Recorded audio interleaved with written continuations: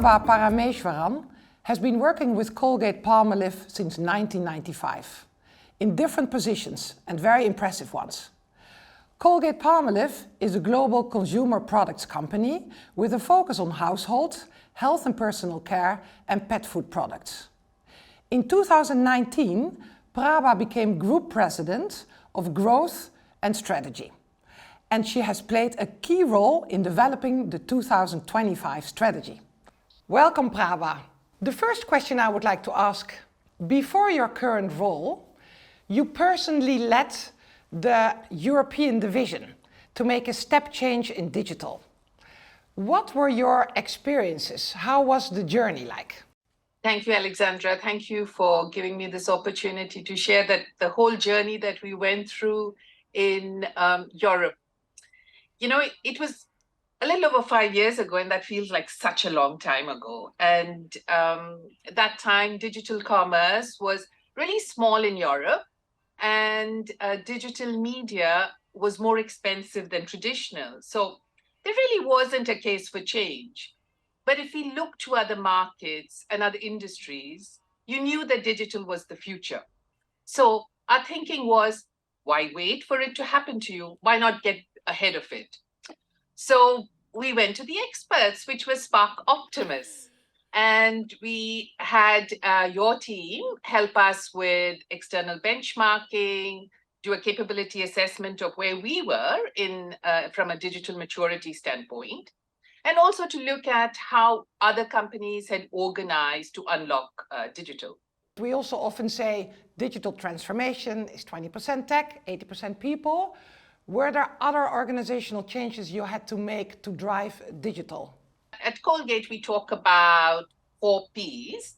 It's people, process, platform, and partners. And partners, you know, as in the European case, the partners were people like SparkOptimus, Google, and many others that we partnered with. So the first P is people. Nothing can be achieved without people. And it was not just about digital talent, as you know. You need all people in the organization to believe in digital and to become digital. So as they say, it takes a village to raise a child.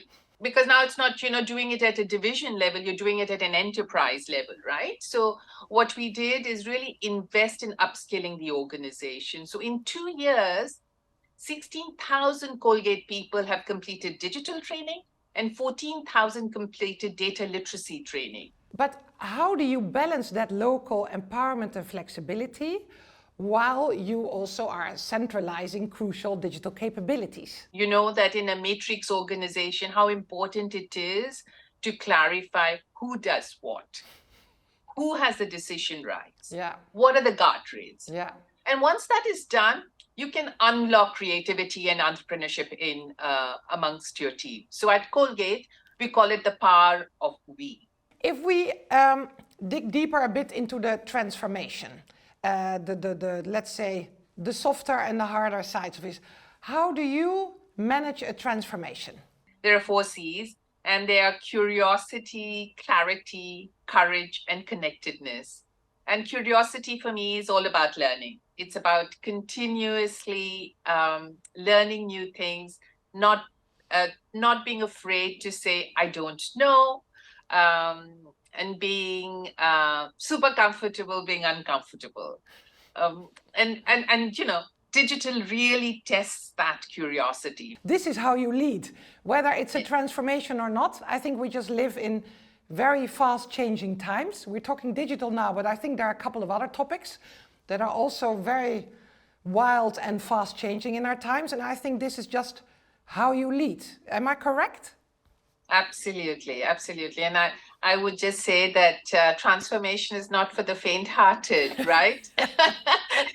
It does require, perseverance and, continue to keep pushing at it because, there are hurdles that come your way, but just being clear about where you want to get to is really important.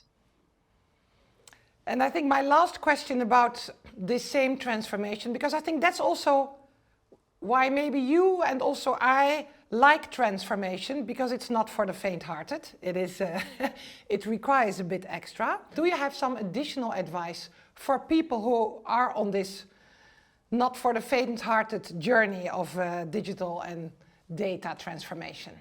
You have to declare your North Star. You have to declare your expectations and the deliverables. And then you have to enable it by creating an environment in which you connect people, you create an environment in which it's safe. It's safe for people to experiment and try new things. And you have to actively sponsor digital. And then, of course, as we've talked about previously, you have to have clear measurements. And then as you measure, you need to reward and recognize people for the progress. You're also responsible also for sustainability. I think you do a lot of great social actions. Can you say something about that? What you do in this area? We have, we have declared again our goals for 2025, for 2030, zero carbon by 2040, and all of these come with roadmaps. I assume you know that we were the first company to launch a recycled tube in toothpaste. And on social, we also have a program called Bright Smiles, Bright Future, where we educate children on oral health and hygiene. As of 2022, we have reached 1.6 billion children. And what this program essentially is teaching children to brush their teeth, to wash their hands, and the importance of nutrition to keep them healthy. I think the transformation has been something that has been embraced, and I thank SparkOptimus for having set us on this journey. Thank you so much for your kind words. And great talking to you. To you too. Yes, really inspiring. So thank you so much for your time.